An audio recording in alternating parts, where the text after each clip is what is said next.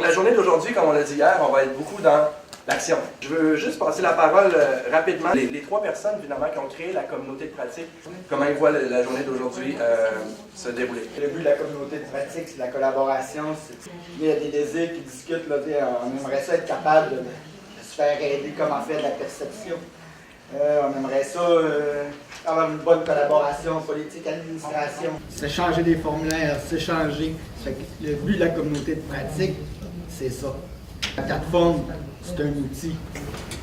C'est un aide qui peut nous aider vers la collaboration. C'est fun de voir que les gens, en se connaissant, ben, on tend vers là.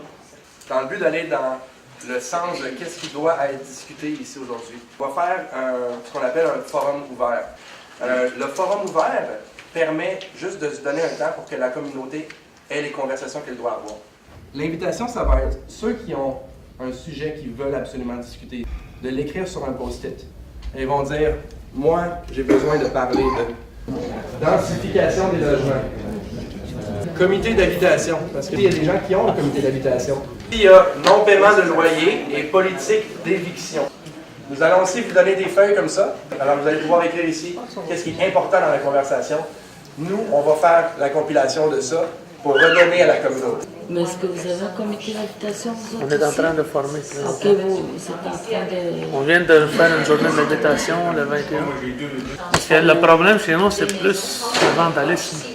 Quand on a fait la journée d'habitation, on a expliqué aux parents combien ça coûte une fenêtre, mettons, une maison en ville. On a essayé de faire intégrer montrer aux jeunes à l'école primaire comment entretenir une maison, comment c'est important de faire attention à une maison. Les employés, ça va, c'est mieux, il y a leur salaire. Oui. Après ça, il y a aussi les assistés qui sont des bons payeurs. Mais c'est les aînés, là, il y en a quelques-uns qui viennent payer, ça. Mais c'est les saisonniers qui ont de la misère. Ils travaillent au bout de temps. Nous autres, on essaie de faire payer en 6 mois. Genre, au lieu de faire dans 10 semaines, vous faites en 20, la moitié de l'année.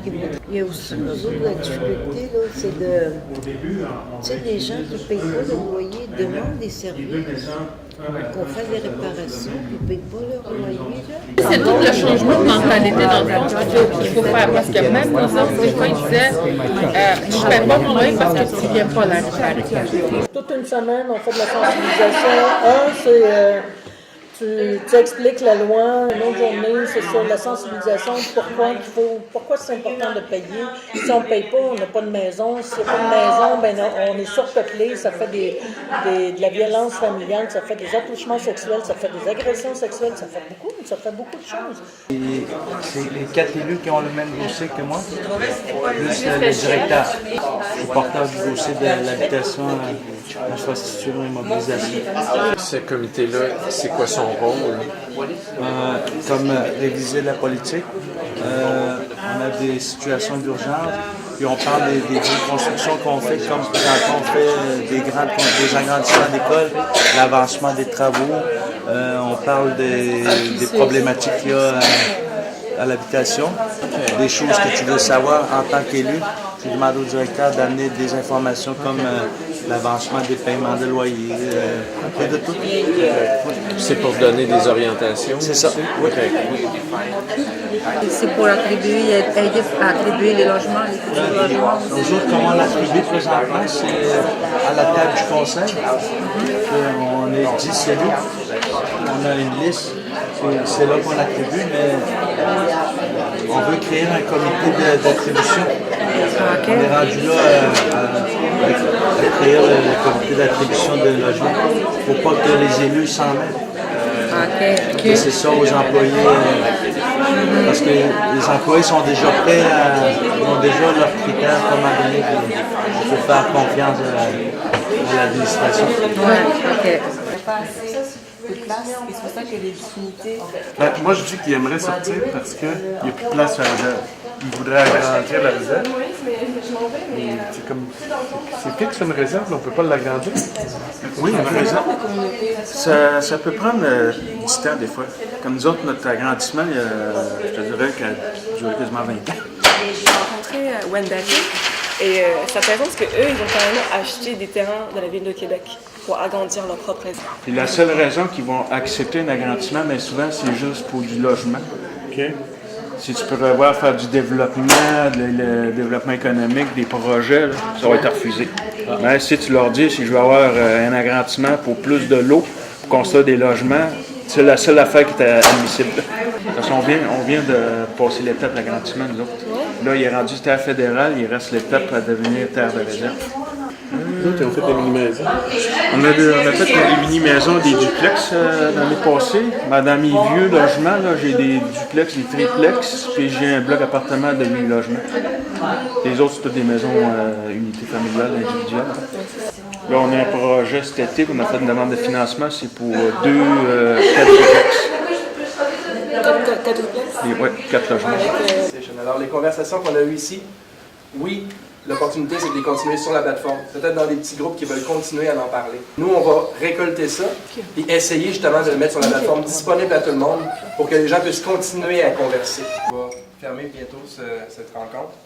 Je veux juste laisser l'opportunité de peut-être déposer ici comment vous sortez de cette rencontre. Et peut-être sur deux choses. Comment est-ce que cette communauté-là, vous avez le sentiment qu'elle peut vous aider?